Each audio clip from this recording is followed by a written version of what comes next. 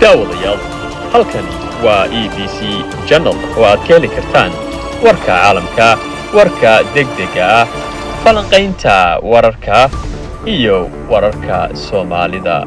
Daawasho wanaagsan. daawadayaal ku soo dhawaada EBC Channel war degdega oo haddana soo gaaray. dalka India ayaa weerar ku qaaday dalka Pakistan waxa ayna u adeegsadeen kantaalada missileska loo yaqaano. afyeen u hadlay ciidanka militariga dalka India ayaa waxa uu sheegay in weerarkooda ay ku qaadeen halka ay ku gabanayaan argagixisada dalka Pakistan gudihiisa qaybta dhinaca Kashmirta Pakistan. waxa ay sheegeen in ay beegsadeen 9 goobood oo muhiim u ahaa in ay garaacaan, waxaana sheegeen in ay ku garaaceen kantaalada missileska ah.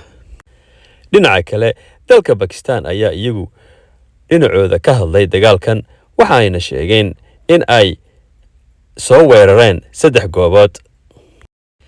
afyeenka ciidamada dalka Pakistan ayaa isagu faahfaahin ka bixiyay khasaaraha ilaa hadda ay og yihiin. waxa uu sheegay in ay dhinteen 8 qof halka 35 kalena ay ku dhaawacmeen. waxa kale uu sheegay in dad la la'yahay oo aan la garanayn meel ay jaan iyo cirib dhigeen. waxa kale uu sheegay in sida aad ka arkaysaan sawirkaba ay jiraan burbur iyo khasaare soo gaaray madrasado wax lagu dhigin jiray.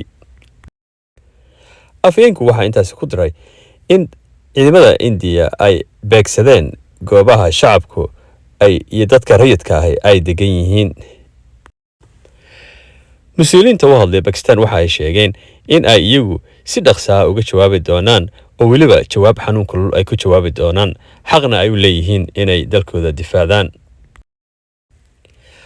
arrintan ayaa waxa ay ka dambeysay kadib markii dad dablay hubaysani oo argagixisaa ay laayeen 26 qof oo ahaa dalxiisayaal joogay Kashmirta ay India xukunto. India iyo Pakistan waxa ay colaadoodu soo jirtay muddo fog oo aad u dheer, isla markaana waxa ay isku haystaan gobolka Kashmir oo qoloba dhinac haysata.